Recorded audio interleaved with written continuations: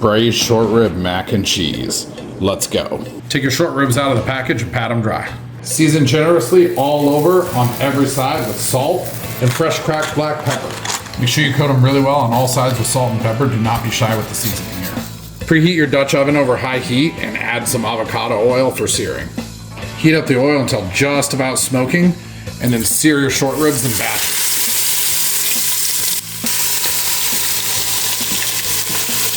Got a few carrots here, and you can just kind of roughly chop them because we're going to strain this sauce later anyway.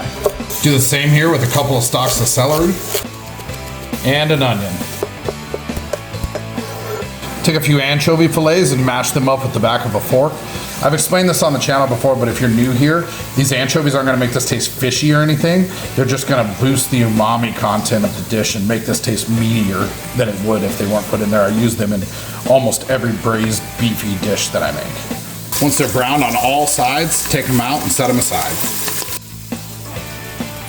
Add in your onions, carrots, and celery. Saute for about 5 minutes just until softened. Once your other veggies are softened, crush in your garlic and let that cook for about 30 seconds just until fragrant. Then we're gonna add in a couple tablespoons of tomato paste. Stir that in for a couple of minutes until it starts to darken in color. We're gonna add in our anchovy fillets, about a teaspoon of Marmite, and a little bit of soy sauce. Stir to combine. Once those are cooked together for just a few minutes, deglaze with about a cup of red wine. Once you deglaze your pot, also add in a couple of cups of chicken stock that I've hydrated a tablespoon or so of gelatin in, a couple sprigs of thyme, and a bay leaf. Bring that back to a simmer, add your meat back to the pot, cover, and put into the oven for 2.5 to 3 hours or until tender. Cut the top off of your shallot. Make a small incision along the outermost layer of the shallot so that you can get your finger in there and separate these so that we can slice them into rings. Now, if you don't have a mandolin, you can use a really sharp knife and cut these as thin as you can, but if you do have one, that's ideal. Finger death trap your onions. Start your shallots in a cold pan and top them up with frying oil. I'm using avocado here. Set the submerged shallots over medium heat and bring them up to a gentle simmer, stirring occasionally. Once they come up to a gentle simmer like this, let them go for about another 5 to 10 minutes until they're golden brown and starting to get crispy. Now, these aren't quite there yet, but they will be here in just a second. When you get to this point where they start to get some color on them, you want to keep them moving so that they brown evenly. And you also want to keep a really close eye on them because in like 30 seconds, they'll go from perfect to overcooked. You also want to pull them shortly just right before they are as dark as you'd like them because they will continue to darken for a few seconds once you take them out and put them on the paper towels to drain. Mine are done, so I'm going to take them out. I'm going to kind of spread these out as good as I can. Immediately, as soon as they come out, season with kosher salt. Toss that around on there so that the salt sticks. You can make these up to a couple hours in advance. And also, make sure that you make 2 to 3 times as many as you need because you're gonna just eat them straight off the plate like this. Also, do not throw away the shallot oil. You now have shallot infused oil, which is absolutely delicious. Strain it, put it in a Tupperware, and then put it in your fridge and use it in anything you want that you need cooking oil for that you'd like a little bit of shallot flavor in. It's delicious. How to make smoked cheddar mac and cheese. I've got a mixture here of smoked white cheddar and regular yellow cheddar. You can use just smoked cheddar or just regular cheddar if you prefer. What's important is that you grate the cheese yourself. Do not buy any pre-shredded stuff. I'm going to toss this cheese with just a teaspoon of cornstarch. To make the bechamel, start with some grass-fed Irish butter. Melt over medium heat. Add in your all-purpose flour.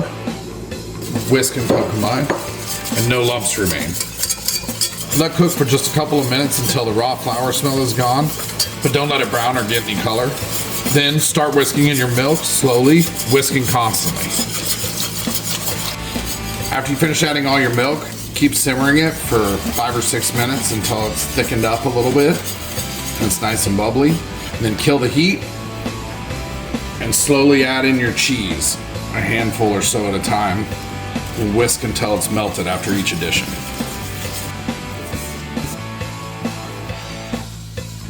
Season to taste with salt, some white pepper, optionally a little smoked paprika.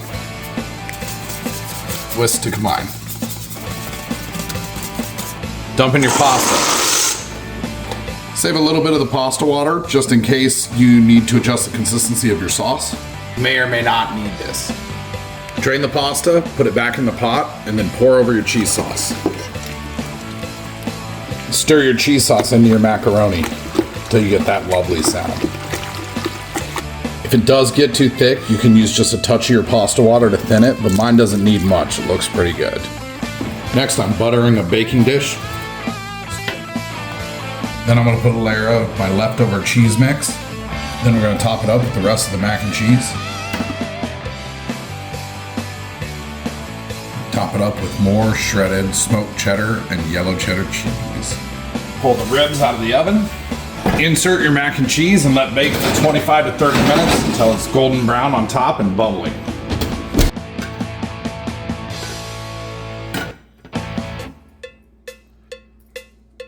The ribs are done when you can put a fork in them and twist it with absolutely no pressure whatsoever. And they're just falling apart tender. Set aside to let rest. Remove the short ribs from your braising liquid. Strain your braising liquid through a fine mesh strainer. Now at this point there's going to be a really thick layer of fat on top. We're going to go ahead and skim the majority of that off. You can leave a little bit, but you want the majority of it off so that you can reduce down your sauce. Put your strained and defatted braising liquid into a pan. Set over medium to medium-high heat and reduce for a few minutes. Once this is reduced to a thick, syrupy, almost glaze-like consistency, it looks something like this. What we're gonna do is kill the heat, turn it completely off, add in a couple of tablespoons of cold butter, and whisk constantly until that emulsifies into the sauce to make it extra rich and velvety. I let this go for about 25 minutes, and for the last 2 or 3, I put on broil just to crisp up the top a little bit. Don't burn yourself like I just did. Let that rest for just a few minutes before you slice into it. So we're gonna plate up some of our smoked cheddar mac and cheese. Top with one of our braised short ribs. Top with a generous drizzle of our braising liquid. Some of the crispy fried onion strings. And a little freshly chopped parsley for a little color.